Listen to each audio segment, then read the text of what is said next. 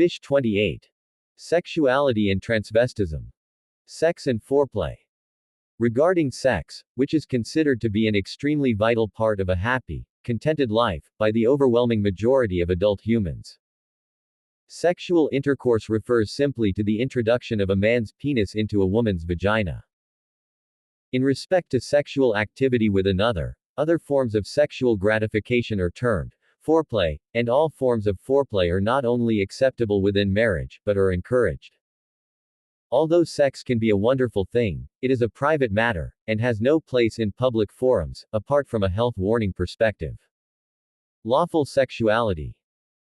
According to the principles of Dharma, that is, the moral law, as expertly explained within the all-important 12th chapter of this solitary holy scripture, as well as within several pertinent entries of the glossary, especially the entry, Dharma, sexual intercourse and sexual foreplay, are lawful, strictly within the confines of marriage, as defined in the previous chapter, and sex has three main purposes, most obviously for procreating children. As a form of recreation, especially for couples who are unable to afford to partake in costly forms of pleasurable hobbies, due to poverty. And for bringing the couple, or in the case of polygamous marriages, however many individuals are present, closer together. Whenever any one of the procreative, recreative, or unitive aspects of sex is omitted, sex tends to degenerate into a self-seeking, sinful act. In modern times, sexuality is often tangled with love, because the desire for romantic, amorous love, is viewed as an essential precursor to sexual satisfaction, whereas throughout much of history, romance was seen as something that naturally follows the contractual union of the couple. Unlawful sexuality. Some reasons for sexual intercourse being unlawful outside of marriage are as follows. 1. It often results in unwanted progeny.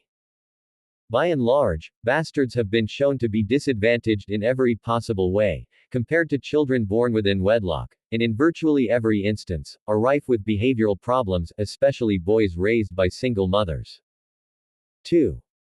It may spread contagious diseases, such as chlamydia, genital herpes, genital warts or human papillomavirus, gonorrhea, hepatitis B, syphilis, trichomoniasis, human immunodeficiency virus which causes AIDS, as well as other infections that may be sexually transmitted. 3. It contributes to loneliness, particularly in the latter years of life. Sociological studies have demonstrated that, in general, the more sexual partners one has fornicated with, the more challenging it is for a person to commit to a stable, intimate relationship, particularly for women. 4.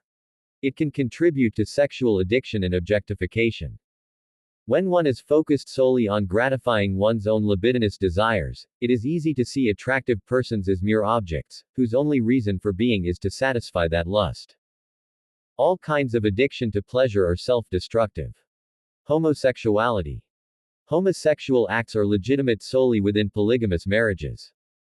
As explicated in the previous chapter, polygamy is a dharmic, that is, a perfectly legitimate, institution, despite what many deluded, so-called, religious, leaders may claim. Therefore, if a man is engaged in love-making with two or more of his wives, and his wives engage in acts of foreplay with each other, it does not normally cause undue harm to any of the participating parties, nor to society as a whole. Read Chapter 12 and the glossary entry under Slippery Slope, in order to learn the reason for homosexuality being detrimental to society, and therefore, extramarital homosexual acts being unlawful.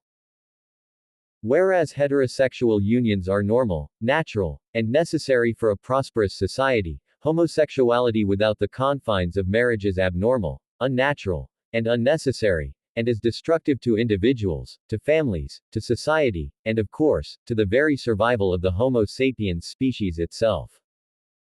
Some leading neuroscientists of the current century, the 21st century, have demonstrated that same-sex attraction and gender dysphoria can be attributed to certain parts of the brain being formed similarly to the person's biological gender opposite. There are other physiological determinants for homosexual attraction, such as genetic and hormonal, and to a far lesser degree, environmental causes. The most common environmental causes are failure to be emotionally attached to one's same-sex parent in early childhood, exposure to pornography, childhood sexual abuse, and in recent times, the promotion, nay, celebration and even glorification of disordered sexuality by the extremely pugnacious sexual perversion lobby. So, due to the fact that sexual deviants are rarely punished nowadays, even in the most conservative societies, and because most women either divorce their masters, or simply fornicate in order to conceive a child, thus creating a veritable army of fatherless boys and men, homosexuality, as well as related sexual abnormalities, such as gender dysphoria, have been increasing exponentially over the past century or so, and is without the slightest doubt whatever, one of the leading catalysts to the destruction of the Homo sapiens species. As demonstrated in Chapter 11 of this, Final Instruction Sheet for Humanity, FISH, the phenomena of homosexual attraction and gender dysphoria were preordained in eternity, but so too were all unbeneficial traits, such as criminality and addictive personality disorders, and it does not negate the unbending requirement for society to punish perpetrators of forbidden homosexual acts. Again, read Chapter 12, in order to understand metaethics, applied ethics, and the reason for same-sex unions being objectively evil, by nature. The argument that criminals ought not be reprimanded for their immoral deeds, due to the non-existence of freedom of volition, is specious, according to the moral law. Of all the concepts put forward in this holiest of all holy scriptures, this condemnation of homosexual acts is, perhaps, the teaching that elicits the most vitriolic responses from individuals, because over the past few decades of the writing this book, homosexuality has become widely accepted within most societies throughout the world, and even celebrated in some cases. However, the obvious fact of its pernicious nature must be proclaimed, if human society is to endure and prosper. It ought to be emphasized that homosexual acts themselves are unlawful, and not simply being predisposed to same-sex attraction. In other words, homosexual individuals cannot be prosecuted simply for being attracted to members of the same gender, but only for engaging in unlawful sexual acts, such as sodomy, just as heterosexuals should not be punished merely for being attracted to members of the opposite sex, but for fornicating with them, that is, engaging in extramarital sexual activity. Masturbation. Masturbation is the stimulation of one's own sexual organs, and possibly, other erogenous zones of the body, especially the nipples, in order to gain erotic pleasure, whether or not climaxing with an orgasm is achieved. As demonstrated in the all-important 12th chapter of this solitary holy scripture, there is nothing intrinsically, good or bad, for thinking makes it so. Therefore, masturbation can be justified in certain circumstances.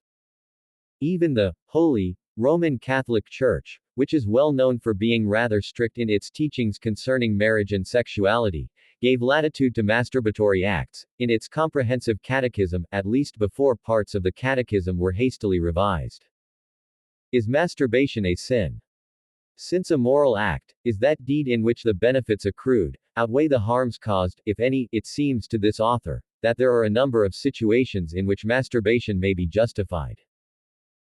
In order to propose two such justifications, a person who has been abandoned by his or her spouse is permitted to gain autoerotic pleasure, at least until she remarries, for it would be unfair to expect that individual to restrain herself for the remainder of her life, simply because she was unfairly deserted by their spouse.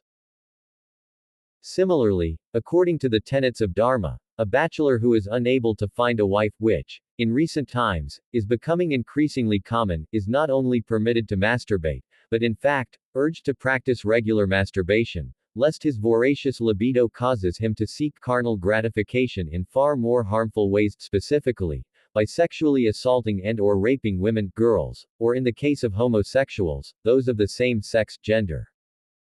It is silly for we spiritual leaders to expect the common folk to have the sexual chastity characteristic of an ascetic, that is, a monk or nun.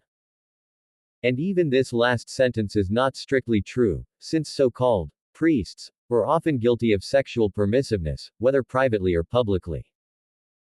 Despite masturbation being a rather ugly and selfish act in itself, I would not hesitate to recommend regular practice of the act to those young men who reside in those countries, nations that prohibit legitimate marriage.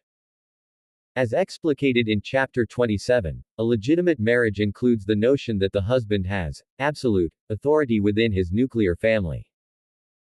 Sadly, since about the late 19th century, just about every jurisdiction on earth has been clamping down, ever more sturdily, on this patriarchal authority, including some nations that are largely Islamic, with Islam being seen as the last bastion of male-dominated societal structures.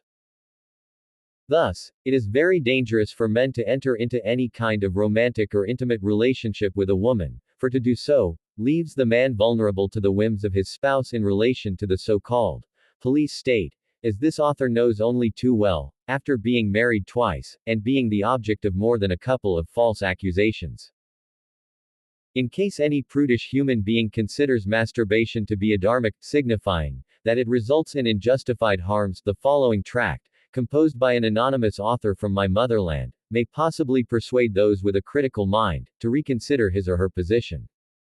The benefits of masturbation. In the case of married persons. 1. One is able to satisfy one's libido at practically any time, without the requirement of a spouse, or in those cases in which one does, in fact, have a spouse, when the spouse is unwilling or unable to engage in sexual activity. Of course, many prudish persons will claim that the most moral course of action would be for one to resist one's urges during these times. Obviously, this is the ideal, but it is hardly practical, since the sex drive of men, in particular, can be simply too difficult to control, especially in those places where the majority of women dress in immodest attire, as well as the mass media and social media bursting with sexually alluring images. In the case of single men. 2a. It avoids being the subject of false allegations by a spouse, as well as from casual sex partners, which itself is a capital offense. 2b. It avoids divorce, which can ruin the life of a man, especially in the more gynocentric countries, hence the term, divorce rape. 2c. It avoids being constantly subject to the belittling, insulting, greedy, conniving, bitchy nature of the typical modern woman. 2d.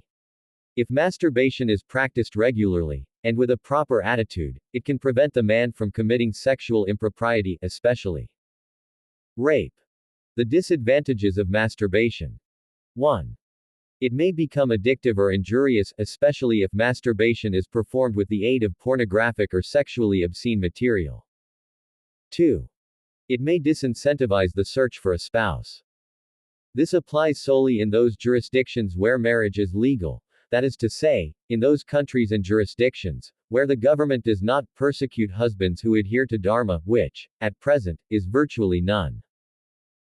In order to put it another way, in those nations where men are allowed to govern their families according to the principles of Dharma, see Chapter 12, obsessive masturbation may cause men to lose interest in finding a wife, which is a moral imperative for nearly all adult males. Transvestism. A transvestite is a person who wears clothing belonging to the opposite gender, and is a criminal offense. This truism should not infer that transvestites ought to be severely punished for their choice of attire, but that they must, at least, be sternly admonished by a superior. When males and females dress similarly, including similar hairstyles, it creates an androgynous, or a homogeneous population, thereby reducing the pool of available mates for that proportion of society who are alpha-oriented.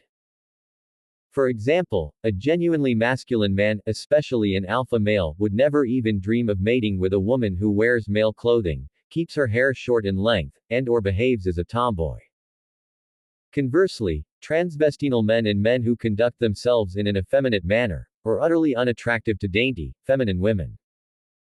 Transvestism is culturally specific, meaning, in each culture, males and females have their unique, respective fashions. For instance, in Middle East Asia, at least in recent centuries before the modern era, both sexes wear long, one-piece garments, yet there is a distinct color and style differentiation between the robes of each gender. The Indian dhoti and sari are both similar in size and shape, yet worn quite differently and of very different color.